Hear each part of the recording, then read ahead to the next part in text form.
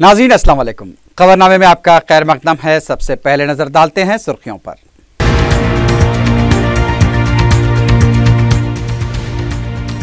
SI और constables के तकर्रुरात में खवातीन को 33% तहफ़्फ़ुज़ात। खवातीन सलामती कमेटी के इजलास में वज़ीर आला की हिदायत। सुशील कुमार शिंदे की दुख्तर के गैर जिम्मेदाराना बयान पर सदर मजलिस की तनकीद। हद तक इज्जत का मुकदमा दायर करने का फैसला। गरीब अफराद को टैक्स की माफी से मुताल्लिक तजावीज तैयार करने ओहदेदारों को मेयर की हिदायत।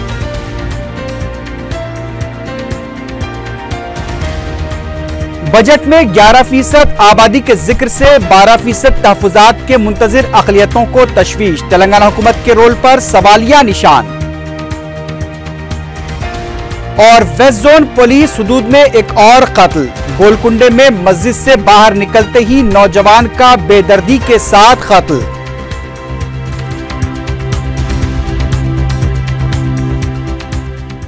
सुर्खियां आपने देखी है, बढ़ते हैं खबरों की तफसील की जानिब।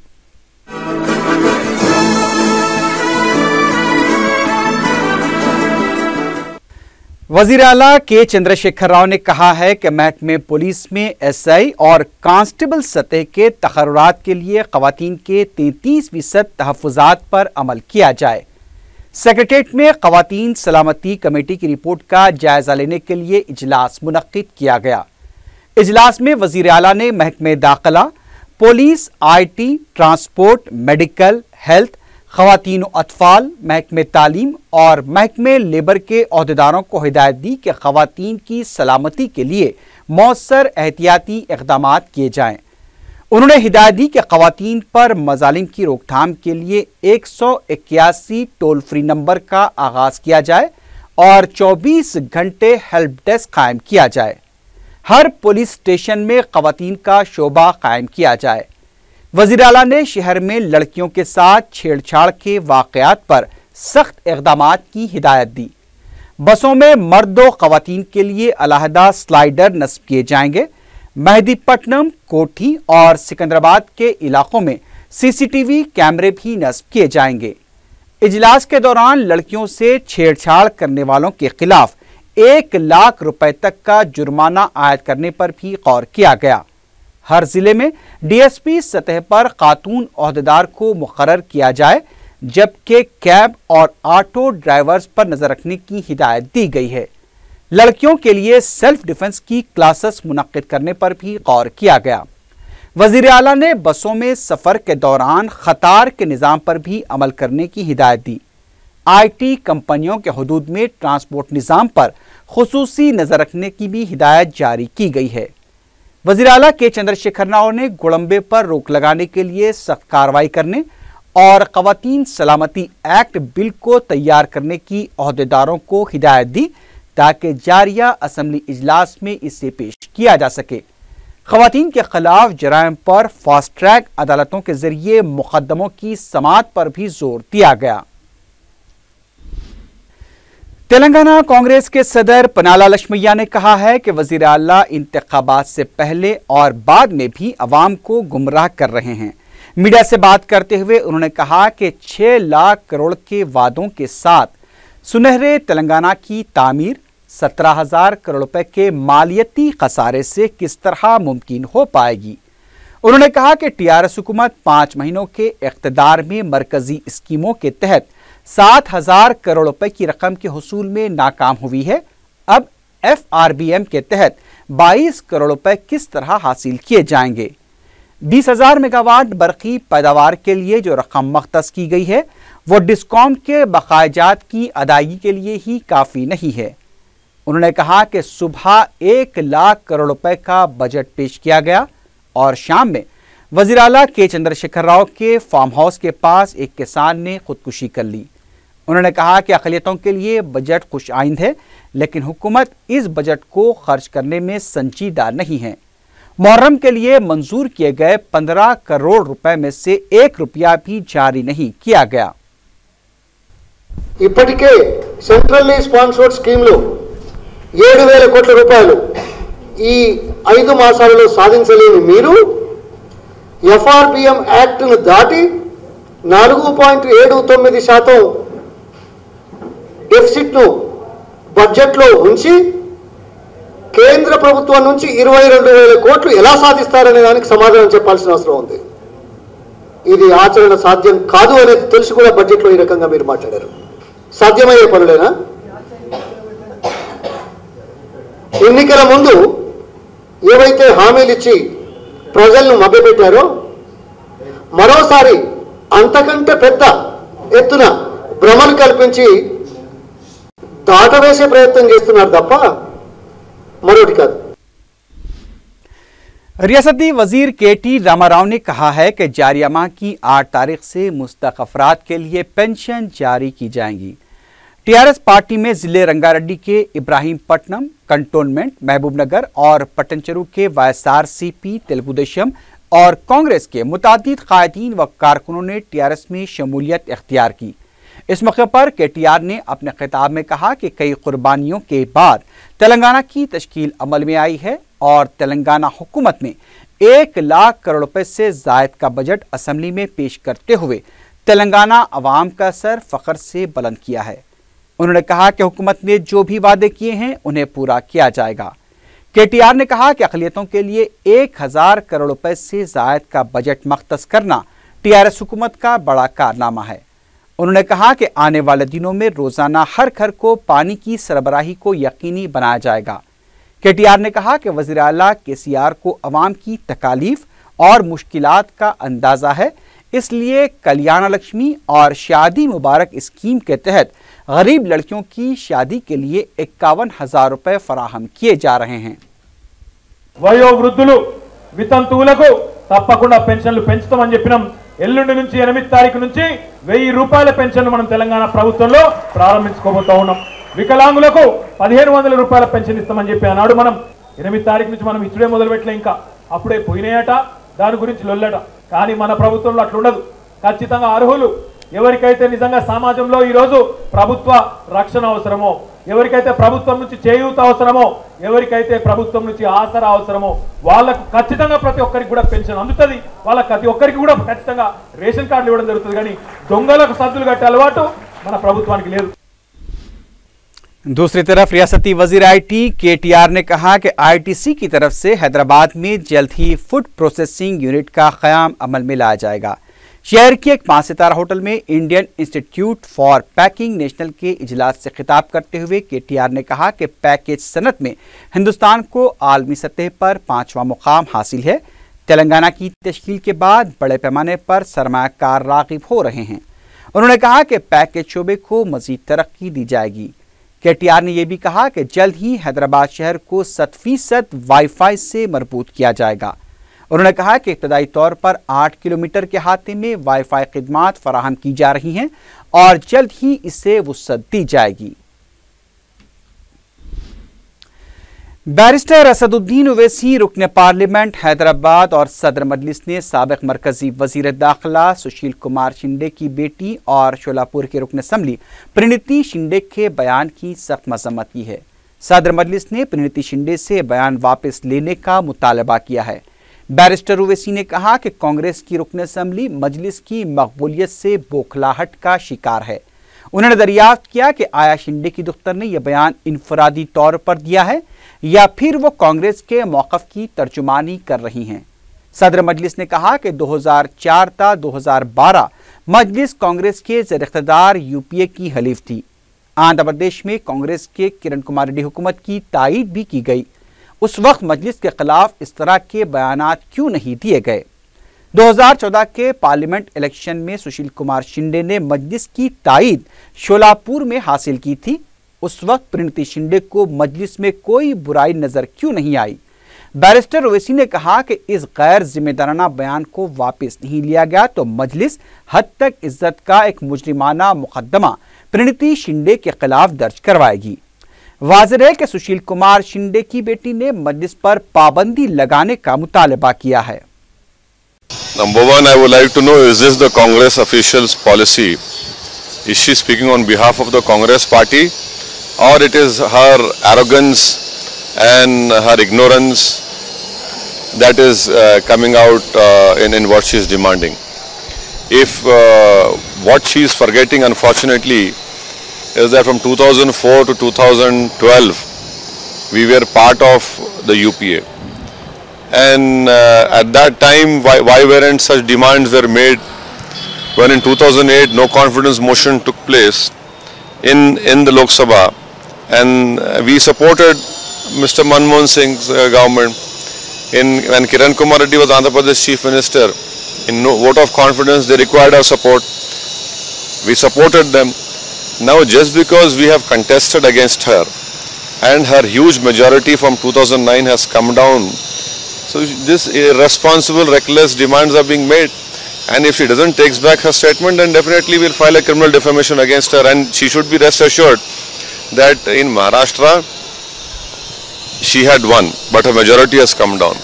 But come next municipal election in Sholapur and 2019 Assembly and Parliament elections, we'll fight even the Parliament elections now. Because last time in Parliament elections, she should go and ask her father that why did he ask for my support? He lost, but why did he ask for my support? So when he asked for my support, I was good. We put a candidate in assembly, so we become some sort of pariah. So see, unfortunately or fortunately, it is because of this arrogant behavior, Congress party is in doldrums. And if such statements are made which demean lakhs and lakhs of Dalits and Muslims who voted for us, what is the message you are sending to those people? And it is for them to decide. It is for them to decide. And such statements will not help Mr. Rahul Gandhi. Organizationally strengthen ourselves in Maharashtra, because there are a lot of organization weaknesses were there. And wherever such weaknesses have been brought to our notice, our members are going to strengthen the organization. And after that, definitely Uttar Pradesh is work in progress. And we'll strengthen our organization in Uttar Pradesh and in West Bengal, and then we'll concentrate on that. Whether they form a government in alliance or Shiv Sena decides whatever, but we'll oppose both of them. And our MLAs will definitely put forward the development issues, ask for answer, put questions in relation to development issues, especially the Waqf properties which are being encouraged by the government itself. And also the many Muslim youths who are languishing in jail, that issue, and all the development issues, that has to be taken up. There is a huge ideological differences there. I don't think so. We will ever, inshallah, will never support BJP or the Shiv Sena. At the same time, we have already opposed Congress and NCP as well, because of what they have done in the last 15 years. So there is no question of supporting BJP. But definitely we'll play a role of a constructive opposition, and we will ask questions in relation to development of Maharashtra and also minorities in particular. Mayor greater Hyderabad municipal corporation Mohammad Majid Hussain ने कहा है कि standing committee ने 1 रुपया 4,000 रुपए property tax अदा करने वाले गरीब अफराद को टैक्स की माफी से मुताल्लिक तजावीज़ तैयार करने की अहदेदारों को हिदायत दी है। इन तजावीज़ को स्टैंडिंग कमेटी और जनरल बॉडी इजलास में मंजूर करने के बाद हुकूमत को रवाना किया जाएगा। मोहम्मद माजिद हुसैन ने बताया कि गुज़िश्ता 3 साल के दौरान बलदिया की आमदनी में खातिर खा इजाफा हुआ है, इसलिए अवाम को फ़ायदा पहुँचाने की खातिर ये तजवीज़ रखी गई है। स्टैंडिंग कमेटी की आज कन्वे की गई, जिसमें करीबन 70 से ज़्यादा आइटम्स थे, जिसमें से मेजर जो अप्रूवल्स आज स्टैंडिंग कमेटी में दे दिए हैं वो है मौला अली रैम्प का जो एस्टिमेशन था उसको और ज़्यादा बढ़ाते हुए 220 लाख का अप्रूवल आज दे दिया गया। उसी के साथ साथ जियागुड़ा स्लॉटर हाउस का भी अप्रूवल कर दिया गया, करीबन 57.63 करोड़ का। उसी के साथ साथ सैयद अली बाड़ा का जो हाउसिंग स्कीम का भी आज अप्रूवल कर दिया गया। और उसके साथ जो मेजर डिसीशंस आज लिए गए वो ये लिए गए कि जो गरीब तबका है और जो मिडिल क्लास तबका है और लोअर मिडिल क्लास तबका है जो प्रॉपर्टी टैक्स सही तरीके से हर साल भर रहा है बगैर कोई एरियर्स के, और हम 3 साल पहले GHMC की जो रेवेन्यू थी वो सिर्फ 300 करोड़ थी, आज उसकी रेवेन्यू बढ़ते हुए 1000 से ऊपर करोड़ की हो गई है। जब हमने रेवेन्यू में इतना हासिल किया तो हमारी ये जिम्मेदारी बनती है कि हम आवाम को भी फ़ायदा पहुंचा सकें। तो जो 1 रुपये से 4000 रुपये तक के जो प्रॉपर्टी टैक्स है उनको माफ़ करने का एक प्रपोजल आगे बढ़ाया गया। इसको जनरल बॉडी में अप्रूवल लेते हुए गवर्नमेंट को भेजना पड़ेगा, गवर्नमेंट को इसके ऊपर डिसीजन लेना पड़ेगा। हमें उम्मीद है जिस सोच से हमने इसको आगे बढ़ाया है, गवर्नमेंट को भी हम लेके जाकर इसको अप्रूवल करा के लेके आएंगे इंशाल्लाह। मुत्तहदा आंध्र प्रदेश में जहां अक़लियतों को 4% तहफ़्फ़ुज़ात को हासिल करने के लिए अभी भी कानूनी लड़ाई जारी है, वहीं तेलंगाना हुकूमत ने 12% तहफ़्फ़ुज़ात देने का ऐलान कर रखा है और इस सिलसिले में रियासती बजट में कोई तज़किरा तक नहीं किया गया।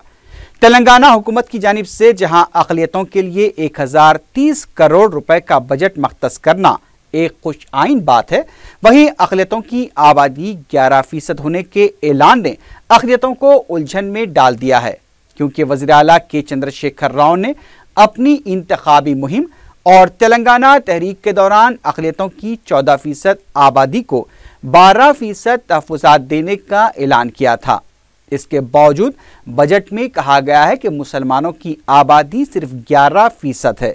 इसके साथ ही अक़लियतों में ये शक व शुबहात पाए जाते हैं कि आया वज़ीर आला KCR अक़लियतों को 12% तहफ़्फ़ुज़ात फराहम करने में संजीदा हैं भी या नहीं, क्योंकि 12% तहफ़्फ़ुज़ात के लिए कई मराहिल से तेलंगाना हुकूमत को गुजरना है। बजट में 11% आबादी का जिक्र मुस्तक़बिल में 12% तहफ़्फ़ुज़ात देने में रुकावट बन सकता है। तेलंगाना बीजेपी के सदर किशन रेड्डी ने कहा है कि तेलंगाना हुकूमत की तरफ से पेश किए गए बजट में मरकज़ के 43,000 करोड़ रुपए भी शामिल हैं। किशन रेड्डी ने कहा कि मरकज़ से फंड्स हासिल करने के बावजूद उसे ही तनकीदों का निशाना बनाना मुनासिब नहीं है। बीजेपी लीडर ने कहा कि तेलंगाना बीजेपी कायदीन की कोशिशों और दबाव की वजह से छत्तीसगढ़ से बरक़ी हासिल की गई है। वज़ीर आला के चंद्रशेखर राव ने गुरु नानक जयंती के मौके पर सिख तबके को मुबारकबाद दी है। नुमाइश ग्राउंड पर मुनक़्क़दा तकरीब से खिताब करते हुए वज़ीर आला ने ऐलान किया कि सिख तबके के लिए 1 करोड़ रुपए के मसारिफ से भवन तामीर किया जाएगा। उन्होंने कहा कि हुकूमत की कल्याण लक्ष्मी स्कीम से सिख तबके की मुस्तहक़ लड़कियां भी इस्तेफ़ादा कर सकती हैं। उन्होंने कहा कि जनूबी हिंदुस्तान का सबसे बड़ा गुरुद्वारा हैदराबाद में होना चाहिए। उन्होंने गुरुद्वारे की तामीर के लिए अपनी तरफ से 1,16,000 रुपए अतिया देने का ऐलान किया। वज़ीर आला ने यह भी ऐलान किया कि गुरुद्वारे के लिए 3 एकड़ की अराजी हुकूमत की तरफ से फराहम की जाएगी। रुकन असम्बली कारवान कौसर महिउद्दीन ने कारवान के मुख्तलिफ बलदी हलकों में 47 लाख रुपयों के तरक्याती कामों का इफ्तिताह अंजाम दिया, जो मजलिस की नुमाइंदगी पर मंजूर करवाए गए थे। रुकन असम्बली ने नानल नगर, लंगर हाउस और गुड्डी मलकापुर के इलाकों MD डाइंस, हाशिम नगर, डिफेंस कॉलोनी, मेहदी कॉलोनी और लंगर हाउस में NP2 पाइपलाइन, CC रोड और पैच वर्क्स के कामों का इफ्तिताह किया। इस मौके पर अरकान बलदिया और मजलिसी कारकुनों की कसीर तादाद के अलावा मुतालिका महकमे जात के आला ओहदेदार भी मौजूद थे।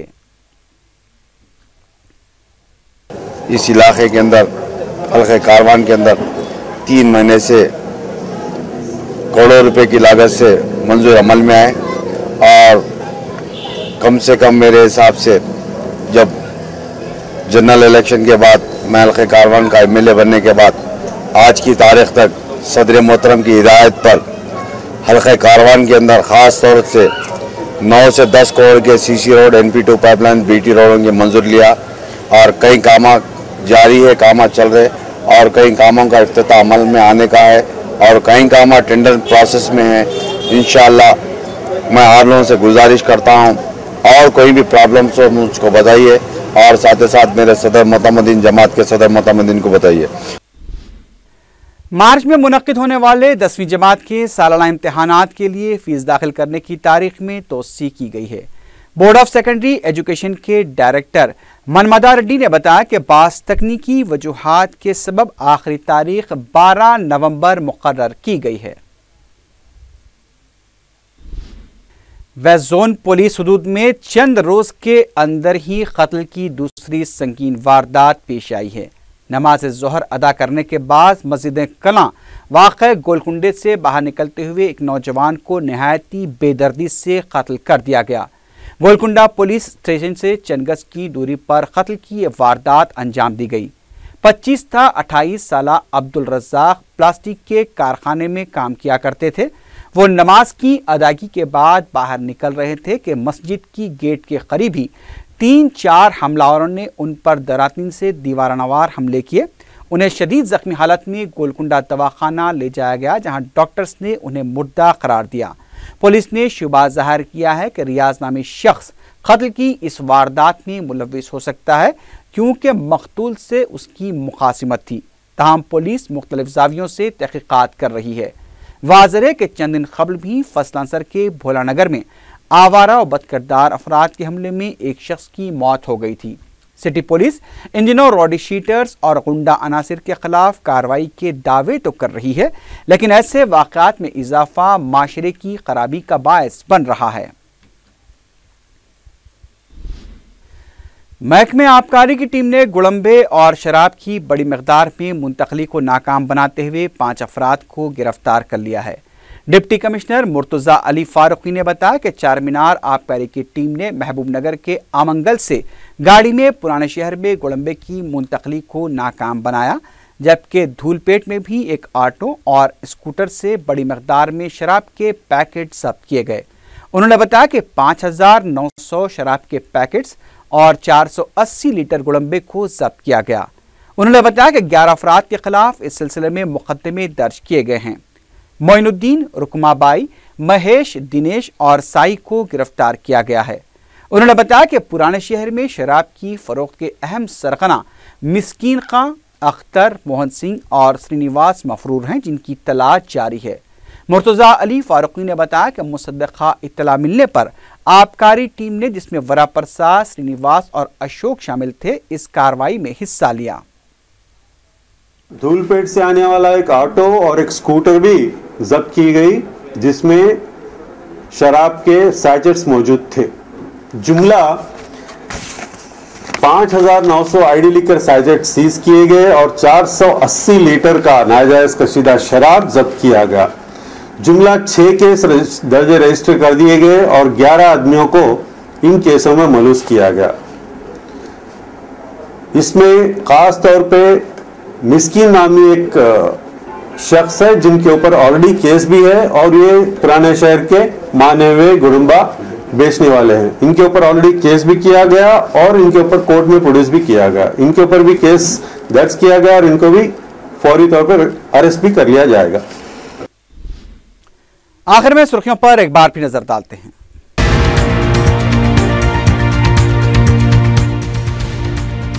एसआई और कांस्टेबल के तकर्रुरात में खवातीन को 33% तहफ़्फ़ुज़ात। खवातीन सलामती कमेटी के इजलास में वज़ीर आला की हिदायत।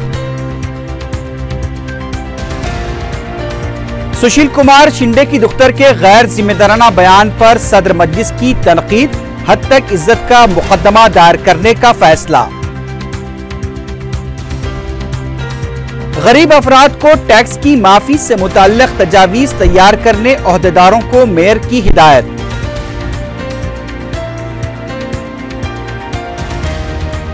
बजट में 11% आबादी के जिक्र से 12% तहफ़्फ़ुज़ात के मुंतज़िर अक़लियतों को तशवीश। तेलंगाना हुकूमत के रोल पर सवालिया निशान। और वेस्ट जोन पुलिस हुदूद में एक और कत्ल। गोलकुंडे में मस्जिद से बाहर निकलते ही नौजवान का बेदर्दी के साथ कत्ल।